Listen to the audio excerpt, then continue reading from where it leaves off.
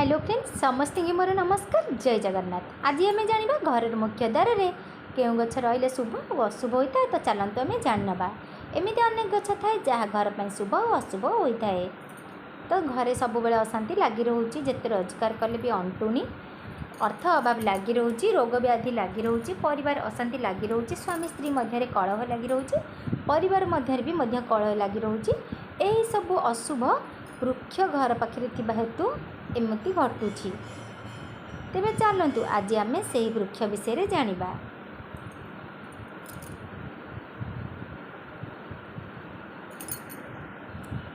को वृक्ष घर घर रहिले अनुचित, को वृक्ष घर पाखे रहिले माने रहिबा अनुचित से जानिबा। एक घर आगे पलाश गछ थाए, तेबे घर पुरुष सब बेले पराजित होइथांती। कौनसी कार्य से सफलता मिली न थाए, से सर्वदा पराजय वरण करिथांती।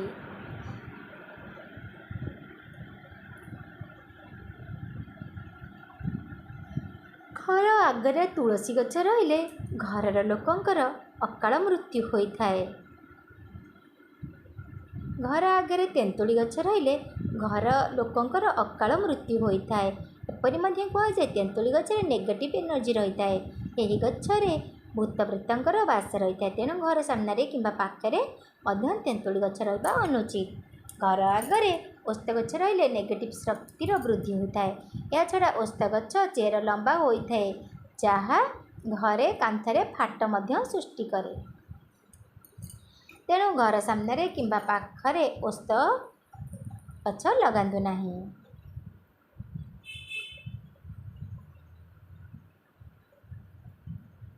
घर सामने क्षीर बाहरुवा गछ अर्थात केउ गछ काटिले बा तार पत्र तोड़िले से गछरु क्षीर बाहरुथिबो। से प्रकार गछ सामने घर सामने रहिले यह घरर विनाश करिथाए।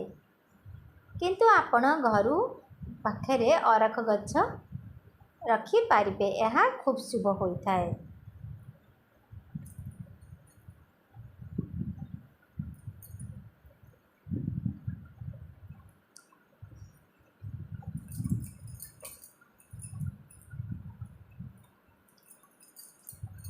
घरे देवदारू गछ लगातु नहीं। चंदन और बरगछ घर आगमन लगे पारे। या छड़ा तुलसी गछ लगाइले शुभ होता है। हिंदू परंपरा अनुसार तुलसी गछ सामने लगेले खूब शुभ होता है।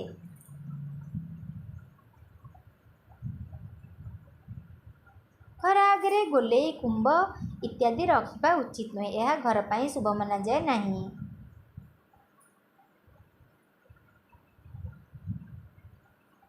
घर आगे पानी टांकी रहिले मानसिक संतुलन बजाय रुहे नहीं और धनर अभाव देखा जाए। तेणु घर सामने पानी टांकी रखंतु नहीं, यह घर पछ पार्श्व रखंतु।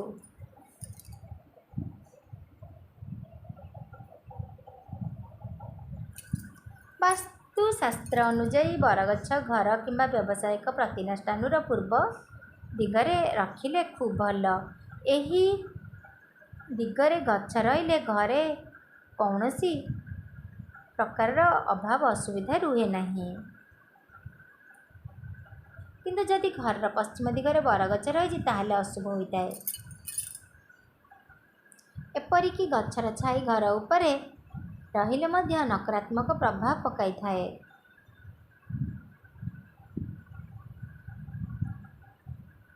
घरे डाळिंब गछ रहिले खूब शुभ मिलता है। किंतु अग्नि और नैऋत्य कोण यही गछ लगाइबा अनुचित, यह नकारात्मक शक्ति उत्पन्न करिथाए।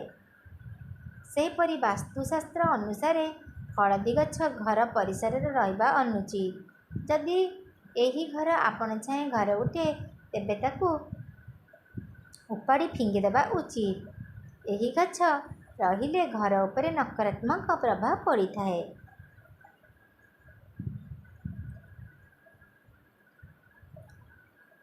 वास्तुशास्त्र अनुजाई घर सामने लेंबू कमला भरी कंटा गछ रखे लगेवा उचित नुहे। यही गछ नकारात्मक प्रभाव देई थाए। एमितिकी कली झगड़ा हेबार ଆଶଙ୍କା ରହିଥାଏ। ପରିବାରର ସ୍ୱାସ୍ଥ୍ୟ ସମସ୍ୟା ମଧ୍ୟ ଦେଖାଯାଇପାରେ। ଏଇ ଗଛ ଆପଣଙ୍କ ଘର ପଛପଟେ ଲଗାଇ ପାରିବେ। କଦଳୀ ଗଛ ମଧ୍ୟ ଦକ୍ଷିଣ ପଶ୍ଚିମ ଏବଂ ଆଗ୍ନେୟ ଦିଗରେ ଲଗାଇବା ଉଚିତ ନୁହେଁ। ଏହି ଦିଗରେ କଦଳୀ ଗଛ ଲଗିଲେ ବହୁତ ଅଶୁଭ ଫଳ ମିଳିଥାଏ। ଏହି ଗଛ ସର୍ବଦା ଉତ୍ତର କିମ୍ବା ପୂର୍ବ ଦିଗରେ ଲଗାଇବା ଆବଶ୍ୟକ।